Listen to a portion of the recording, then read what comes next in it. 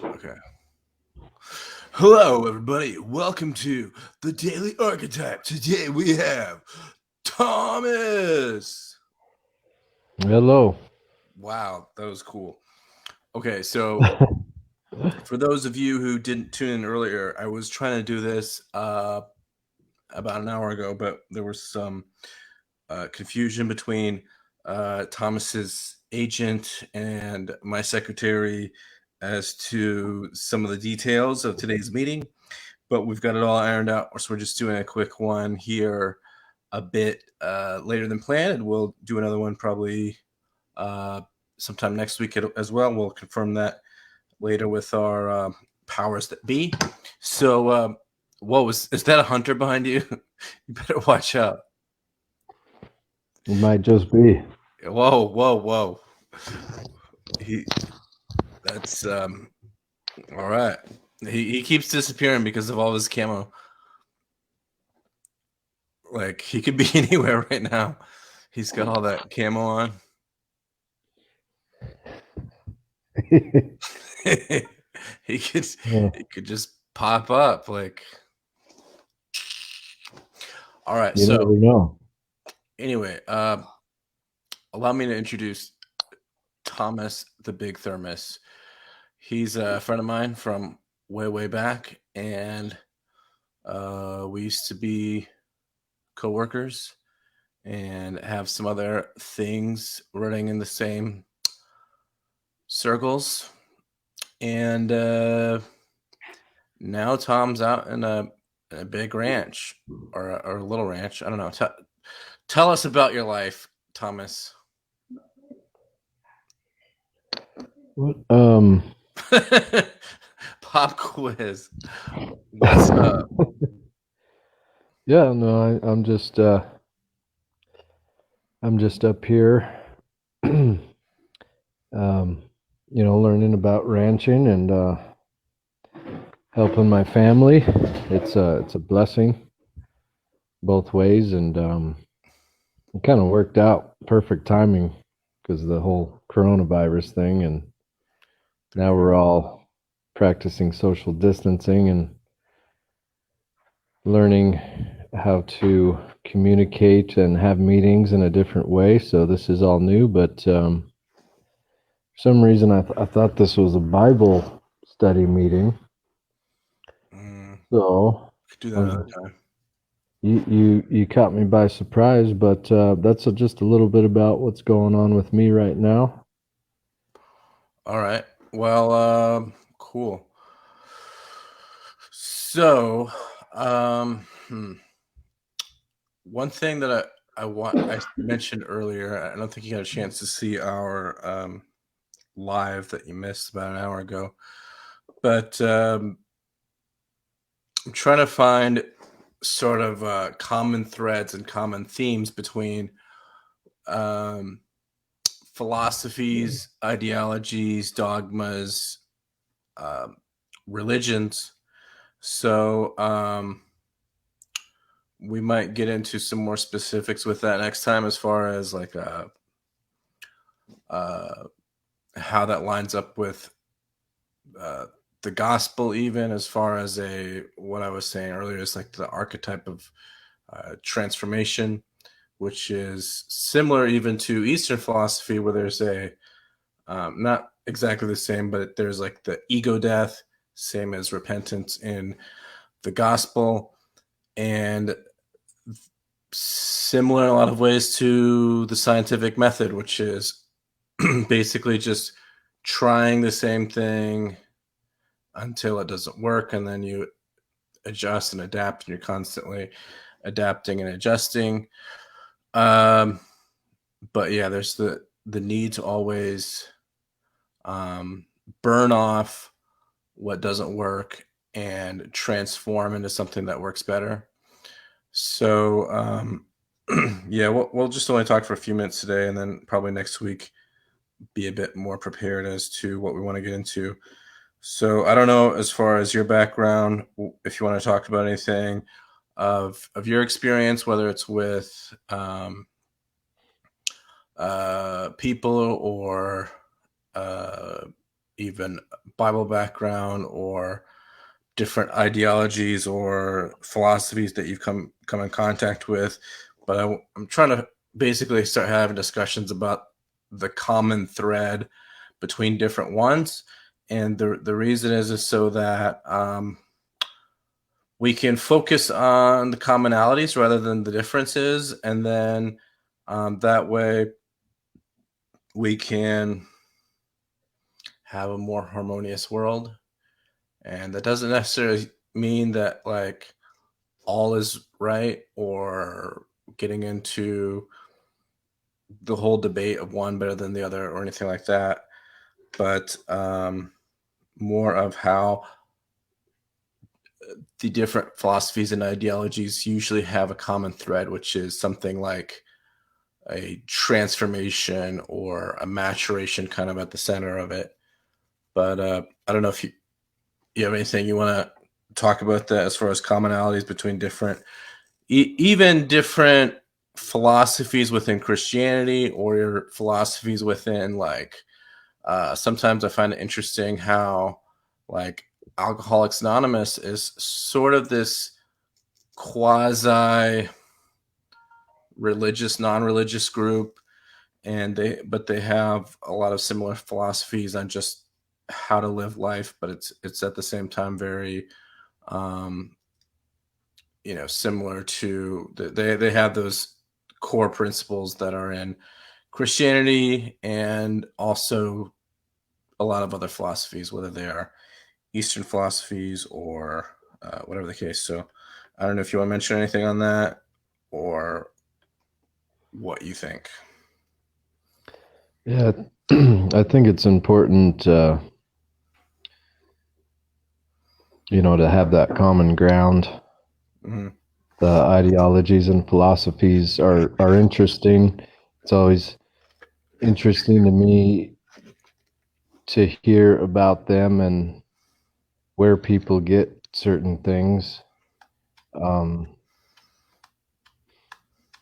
I found that for me personally, it's just I just search through the word myself and, of course, seek counsel from multiple people and just from the righteous is important. But through that, all of that, it's just kind of developed a personal relationship, and that's really what it comes down to is the most important thing is, are we in tune with the Spirit? Because he says in his word that he'll guide us into all truth. Hmm. His Spirit will guide us. And so it's important to keep that in mind. Sometimes I think people can get maybe too far to the left or too far to the right. But I think if we have that common ground where we stick with the fundamentals, then well, God can do for us what we can't do for ourselves. Basically, is what it comes down to, I think. So what are some of those fundamentals that you think kind of run common with different philosophies, maybe even different political backgrounds? You mentioned left and right, but um, I think that's where a lot of our language needs to go as a culture is start with the common principles and then um, see where the differences kind of come together on that to always get together what we can on the commonalities and then on the differences, we can still get things done but maybe in different ways. So I don't know what are some of the common sort of the commonality type principles that you think kind of run between um, most philosophies or different backgrounds. Well, there's some common philosophies that really you can't argue if you know what the word says and you follow that. Um, no matter what denomination or sect, it's really cool to have that common ground, and you can talk with anybody, and they know what you're talking about, and you can shed some more light into certain things. For instance, well, here's just one that was always really important to me. When the King James, right, in the book of John, Yeshua is talking to Nicodemus. It says, you must be born of the water and of the Spirit to enter the kingdom of heaven. And I think it's the NIV that just says you must be born of the water, and it leaves out the Spirit completely. That's a lot of people may not even realize that until they look into some of the translations. So I think bridging that gap is really important, because to look at the Hebrew roots and see what the true meaning of the word is really important. As someone said to me a while ago, why do you even have a concordance?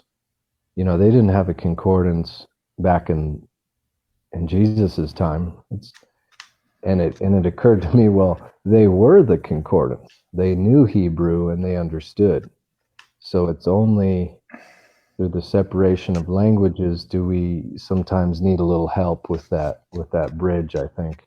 Yeah, I was reading a book recently, Jesus the Zealot, and I mentioned that a little bit last time, but the idea was to look at more of the historical background of Jesus in history as much as possible, which is a little tricky, because it's interesting that time period and on is kind of where history starts becoming more documented in a more reliable way. That's kind of like the tipping point, or the I don't know, the bridge, or whatever you want to call it, which is partly why calendars start then, or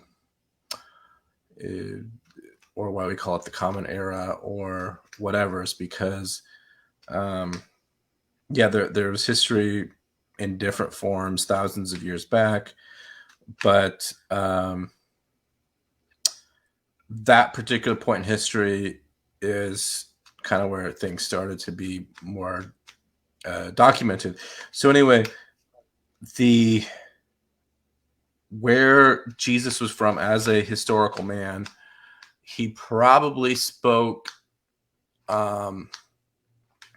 Aramaic almost exclusively, and then and which is why there's some books that were originally in Aramaic, although some of that's debated, like James, which is, it's debatable if it was written by James, the brother of Jesus, or a lot of books are written by other people but kind of named after them, like the book of James is probably a what do you call it? It was like a sermon or a compilation of 2 or 3 sermons from James, who was the pastor, I believe, in Jerusalem at that time, or the preacher. Anyway, so a lot of the books were in Aramaic, but then they were translated into Hebrew and or Greek. So anyway, you mentioned the rebirth of water and spirit, which is sort of that issue that I was getting at, which is the archetype or the sort of symbol or the common thread of transformation and maturation that goes between, I think, most widely received philosophies, religions, and whatever you want to call them, dogmas, ideologies. including that of science and the scientific method, because science and the scientific method is basically the same as a rebirth or a gospel, or to be born again and resurrected, whether you want to call that the water, the spirit, and or a psychological transformation or a spiritual transformation. So in the scientific revolution, you start having, I mentioned this a little bit in the previous lives I did, how there was it sort of took what we had for maybe 1,000 years or so, that earth, and this is throughout religion, some maybe more accurate than others, but an internal rebirth of psychological transformation, but then and sort of the bridge between the religious version, East and West, and what became the scientific revolution was alchemy. But that's just to have the scientific method in the I'm gonna mute you as I finish this. So have the scientific method, which is basically the same as a rebirth, but it's a rebirth of things rather than a rebirth of psychological or spiritual rebirth. So in a scientific method, basically you are looking at things, whether that is microscopic organisms or trying to better understand the way that light works, stars work, everything else. And you're taking an idea or a concept, whether that's, if that's a microscopic organism, or the idea of how gravity works and all these things. You take the idea and you put it through the scientific method, and then you better understand that idea. So then what happens is we're building our knowledge and we're building our conceptualization of the way that the world is and our understanding of the way the world is. And that has transformed our world. That's why that since the scientific revolution, we've gone from where we could never get over about 500 million people in the world to now we've got almost 8 billion people in the world and growing, and it'll probably plateau at about 10 billion people sometime this century and perhaps go down a bit after that. So anyway, that's all to say that you mentioned this idea of, and sometimes in different backgrounds of interpreting whether it's scripture or whether it's different translations or going from Greek, Hebrew, Aramaic, and understanding better concepts like the most important sort of central concept, which is spiritual / psychological rebirth and transformation. That's kind of what I see as the primary sort of centralized theme throughout all major philosophies and religions and everything else. Which is kind of what I'm trying to say is like, let's sort of zero in on that's our common ground to say, okay, we're all trying to transform in the best way. Because like in our modern culture, we often get caught up in this idea of production. We have to be, well, there's two primary ideologies in our current world, which is basically capitalism and liberalism, which basically says be productive, be industrious, produce. And then liberalism is the do what makes you feel good. The voter's always right. The customer's always right. Follow your heart. And that's sort of the ideology of the world at large today. But I think that somewhat gets off track of the primary focus that should be, which is, yes, be productive, be in touch with the individual self, but also the main goal is to have optimal transformation and always be transforming in a more maturing way rather than a decaying way. But that's a lot to kind of get to your little point of, there's different translations and different ways of looking at things, even, within one organization or one religion. So towards the end of your rant there, I think that's really where obedience comes into play. Is sometimes it's like, yeah, we're all trying to better ourselves, to progress spiritually, to get closer with our Creator. But ultimately, I think, when you understand what the Word says and you follow that and you make it a discipline, there's many factors. For instance, obedience is a big one. Sometimes, so obedience and faith can go hand in hand. You just have to sometimes, okay, I'm just going to do this. I know it's the right thing. And I'm going to just go out on faith here and do it. And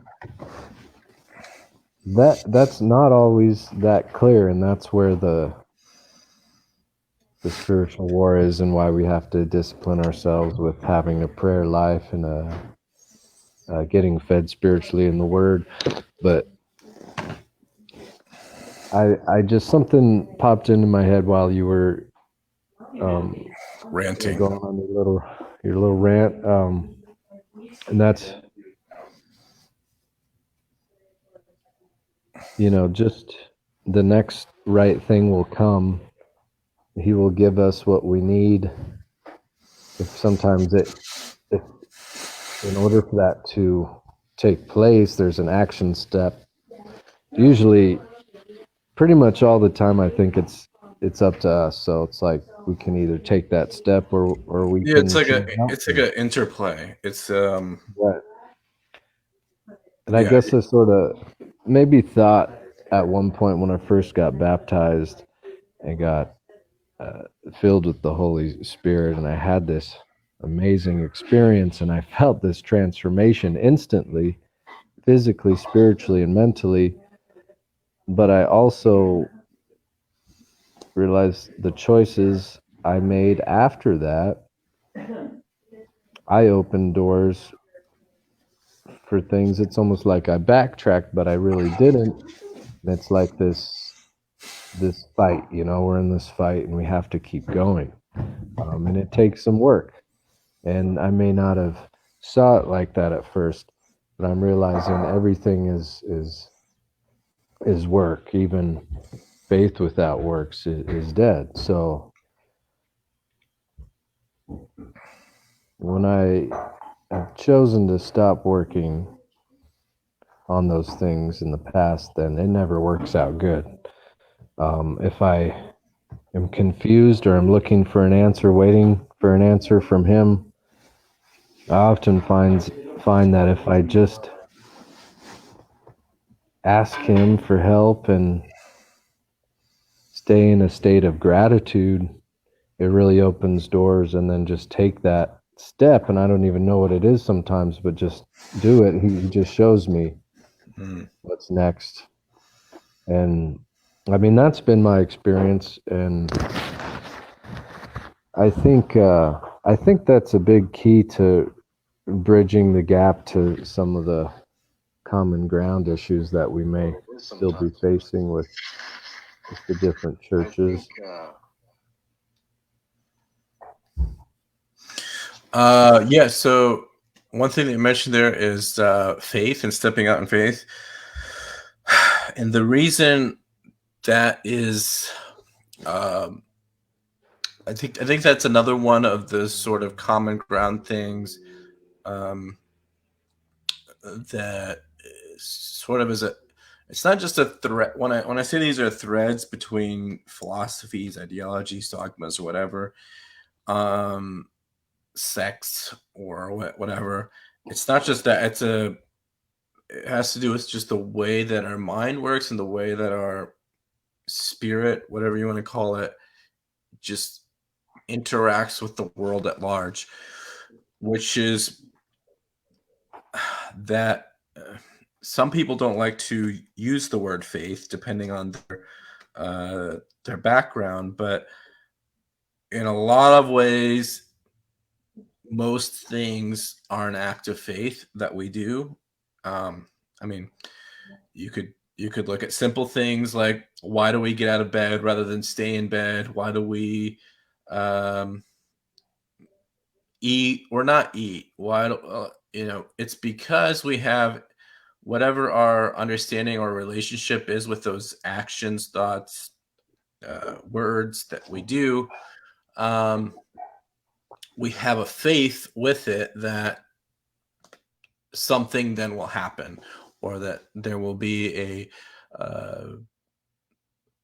more ideal reaction or a more ideal outcome than doing nothing or doing something else. It's the same thing in science, which in science, um, even in evolution, it's a theory. So you try to better understand the theory of where possibly we came from, and why do you use that theory? And it's really kind of has to do with the person's faith and what they're trying to get at toward the future. And then same thing with um, theories of the future, even including global warming or climate change and some of those type of things. Um, I'm I don't even know, and I think most people need to come out and just say we don't know for sure what our effect is on the planet as far as climate change is, and uh, and that's where I feel like a lot of the coming together could be, is rather than like whether people are trying to be climate change deniers or climate change truthers or whatever.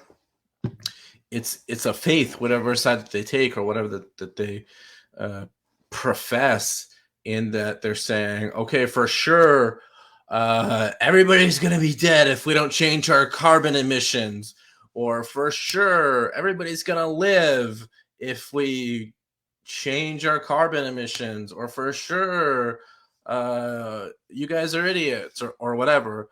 But rather, you would be more mature and able to get more done if together we just say, for sure, here's some things that we don't really know about, but this and that could be dangerous, so we should change our behavior in it. And for sure, here's some things that we don't know about, but here's some possibilities as far as the ways that it could go or be going, or which is kind of like what I'm trying to get at, is the uh, language that we can better have to um, can't unmute my guest. It says you have to unmute yourself. Okay. Yeah, I've got it. Okay. Yeah, I unmuted you and then you double, or I muted you and then you double muted. You were double muted because of all the ruckus out there in the wilderness. Anyway, so yeah, everything's kind of like a step of faith or a walk of faith, whether we know it or acknowledge it or not, or it's an unconscious sort of. And it's an experience, just yeah, like it's like an adventure. life, and sometimes we find out as we go along. I think it's the same with the faith and spiritual side. Yep. We'll go ahead and finish. Yeah. Well, do you have anything else to add, Thomas, before we wrap it up here in a minute?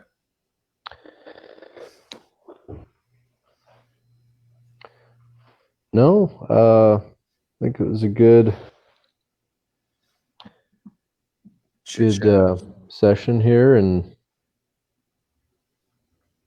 there's of course with this topic, I mean, you can veer off in any direction, but ultimately I like where this is going, because I think if anything, we need more common ground. We need more looking for the similarities and not the differences. More forgiveness, more understanding, rather than the other direction. So I have nothing else to add. Do you?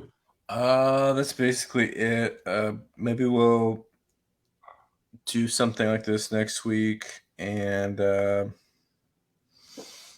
yeah, we might premiere a little bit more as far as specific things we want to get into. But yes, it's good talking to you again, and we'll do it again sometime. All right. Look forward to it. All right. Thanks, Tom. See you around. All right. Thanks, Isaac. Bye.